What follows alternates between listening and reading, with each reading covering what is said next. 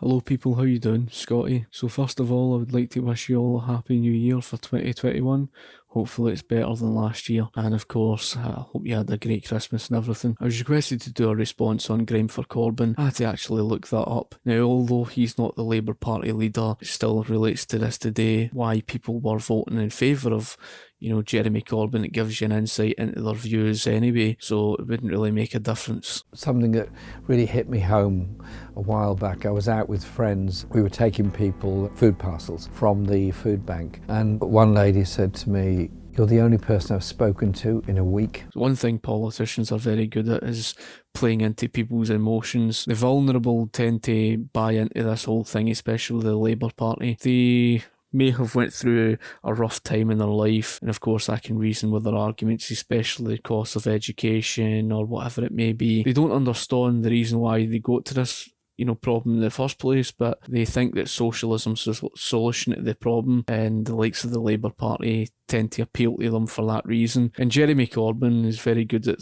playing that image. Now, whether or not it's genuine, of whether he cares about people or not, I'm pretty sure he probably does, but all his good intentions mean nothing. Especially in the face of economic reality. He's helping at food banks. It gives that image, oh, here's why you should vote for me. You understand, a lot of folk end up buying it, that sort of thing. They actually appeal to these things, but they don't even look at the policies. They don't look at the catastrophic effect, and you'll see that. We've got a housing crisis in Britain. He's right, we have got a housing crisis in Britain. What I find so convenient is the fact that these were the same politicians, the likes of Jeremy Corbyn, who strongly opposed the control or immigration. He wanted the free flow of immigration. The worst symptom of the housing crisis is the number of people sleeping on the streets. Now, what you can hear there is he speaks about homelessness. Now, of course, that's a genuine problem, and we do care about that, and there's many issues in society. What he doesn't tell you is about economic reality. Economics is a study that's faced off with trade-offs. In other words, there are trade-offs for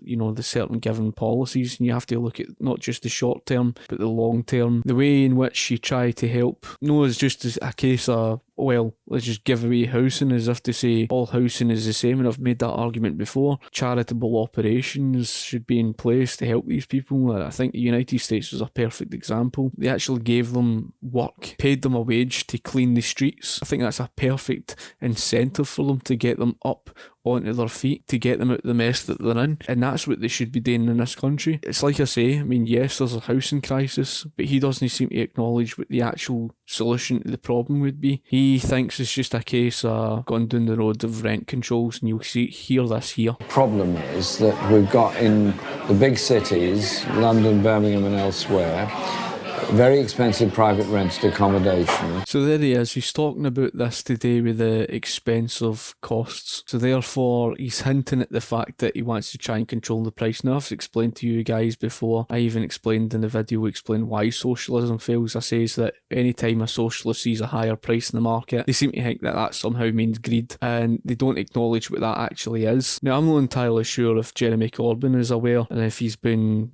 honest about things. What's he arguing for here? His proposal for rent controls. Rent controls is basically a price ceiling. We saw in the United States of America what happened during the Second World War. Before the Second World War came around, the population and the quantity of housing increased by 10%. There was no shortage. It remained the same, right? It wasn't until during the Second World War that when rent controls were imposed, there was an immediate price shortage problem, because when you artificially lower the price, what ends up happening is people tend to seek more than what they were before. In other words, what was happening is the singular persons who were otherwise living with their parents, people who were living with other people in rented apartments, they began to seek their own apartment. The housing was over-occupied by singular persons. Meanwhile, it leaves a shortage for that of people who are starting up their family and stuff like that. So that's what creates the shortage problem with rent controls, because people tend to seek more when the price drops. Again, when price goes down,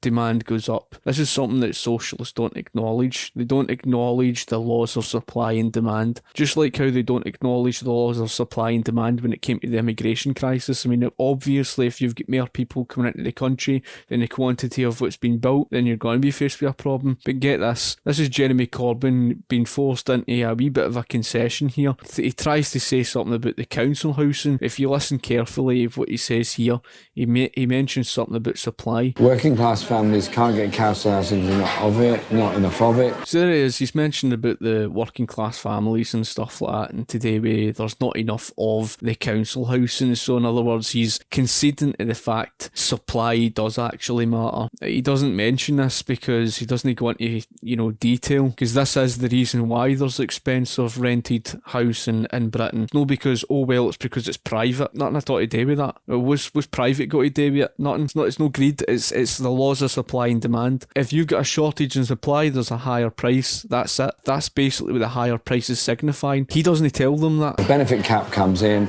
they get forced to move out, so you get a kind of social cleansing, chain reaction. That's nothing at all to do with capitalism, because you're not living under a capitalist system. There was even that during the housing bubble that led to the 2008 financial crisis. We're still not even over that crisis. The bailouts didn't even work. The immigration crisis contributed to the mess, and government's over-regulation. But if you listen carefully, I mean, just listen to this guy. This is the Labour Party. They tell lies, and people buy into this lies, but they say that the housing market was somehow deregulated. Just listen to this. Labour's General Election Coordinator Andrew Gwynn told the BBC recently that rents had soared under an unregulated market, and action is required to bring them down. It was the same lie that they pulled off when he says about the banking crisis. He says that the banks were unregulated. It's the unregulated markets. I mean, utter nonsense. These politicians get away with that. If you repeat a lie enough, people begin to believe it. The banks were all regulated going into 2008, and again, it was the same with the housing market. That's the reason why when Boris Johnson became the Prime Minister, eventually he began deregulation. I don't know to what extent, because you don't know how much he's deregulated by, but he's deregulated in order to allow them to build more housing. That's telling you that the housing market wasn't exactly unregulated. See, the Labour Party are very good at that. I can reason with their argument on the benefits, of course. It's one of those things that it's leading people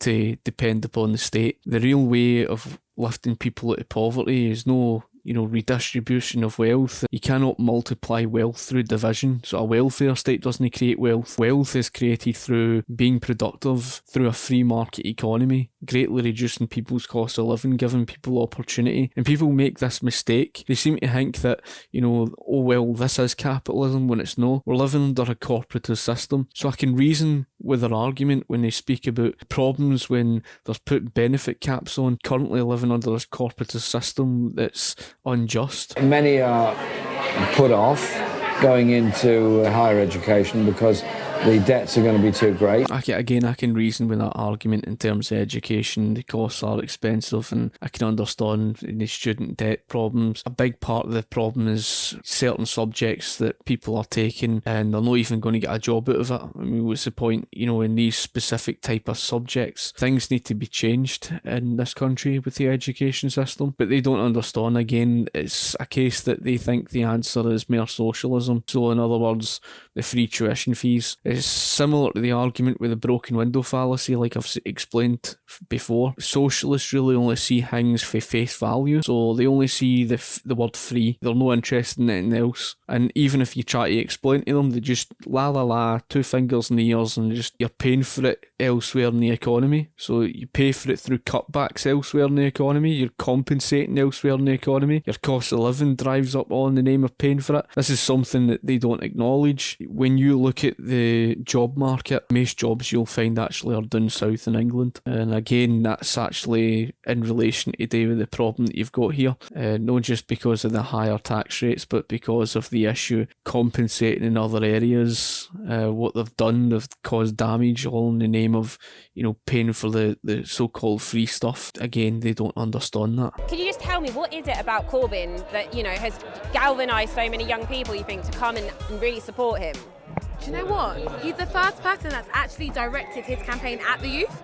Everyone else, even Theresa May and the Conservatives, not once did they tweet to get young people to register to vote? Look, I'm not exactly somebody who's the biggest fan of the likes of Theresa May, because as far as I'm concerned, they are cronists and they're not even true conservatives. I had no respect. She tried to stab the country right in the back. I can understand the frustration for a lot of young folk, and again, what you can see here is the appeal to their emotions, because they say, well, young folk should have the right to vote. The truth of the matter is, the Labour Party came out and conceded in 2010 why they were supporting the open door. The reason for supporting it was because they were going to get more votes.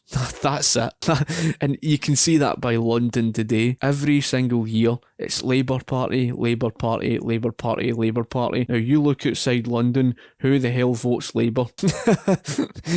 Doesn't that just speak volumes for itself? Of course it does. So it's not really a case that they actually care about you. They just wanted to win your vote. When demand far outstrips supply, the price is going to soar out of control. So how convenient Jeremy Corbyn even mention about all this type of stuff. All the time I've been in Parliament, I've been opposed to privatisation of the NHS, and I voted against it with colleagues in the Parliamentary Labour Party over many years, because we wanted to see a fully funded public national health service. So he doesn't even tell you in that particular talk, where the money's going to come from in order to pay for that. Since about 2000, it was actually down to the Labour Party for the PFI deals, by the way. It's just like a quasi-market. It's basically between the market and that of socialism. It doesn't work. Again, that ignores the history of the failure of the nationalisation of healthcare. And he conceded that he wanted to run the printing press. And if folk think that's going to be the answer to their problems, they're having a laugh. And unfortunately, these young ones, they mean so well, they've got good intentions, they're good-hearted, their heart's in the right place and everything. You can see that for these people and that, but they don't understand the catastrophic effect of what would have happened if he got in power and if he carried out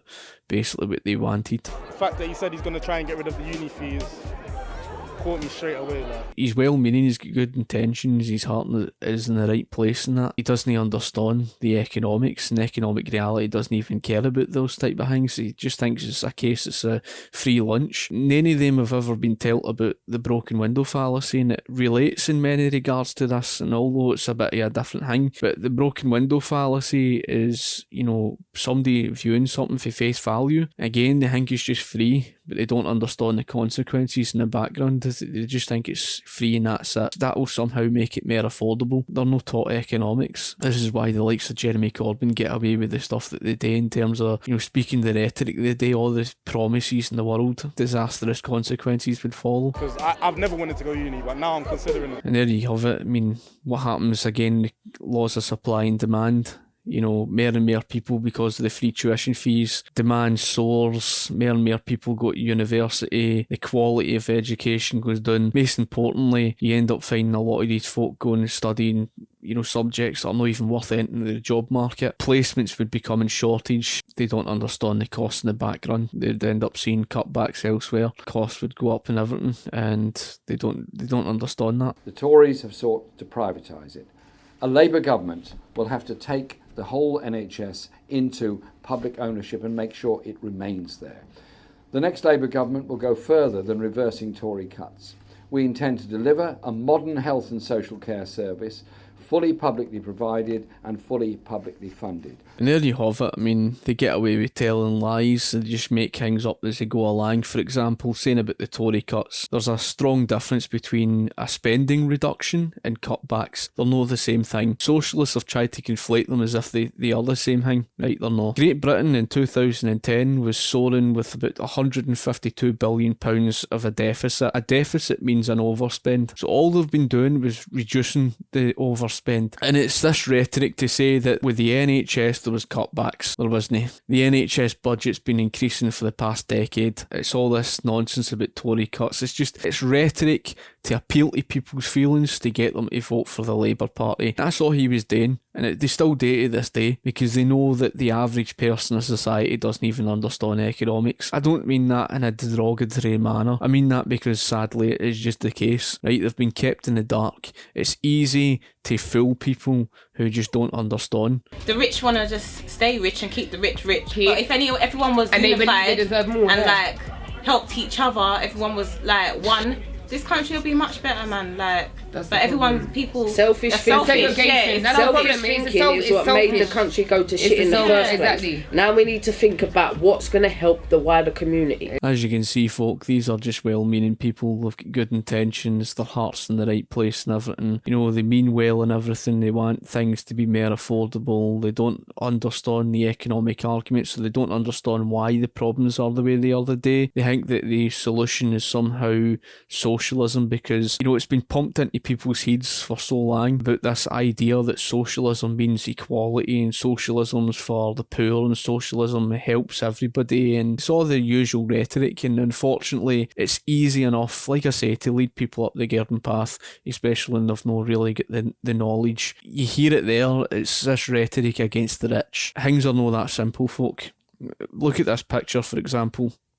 This is the true face of it. It's the corporatist system. That's the fault of the system. This is why you've got this problem. And so it does become more exploitative, and we can understand that there is a problem. Capitalism is the solution to the problem. Because people don't understand what capitalism is, because people don't understand why they've got the problems that they've got today, pick on the rank system, they blame capitalism, which isn't the fault of capitalism, and they think socialism's the solution, when really it was socialism's government intervention that led to all these problems, especially the housing crisis that you see today. Like I say, they think it's greed. They think the higher price and everything means greed and selfishness, and they had trust in these politicians who can easily lead them right up the garden path.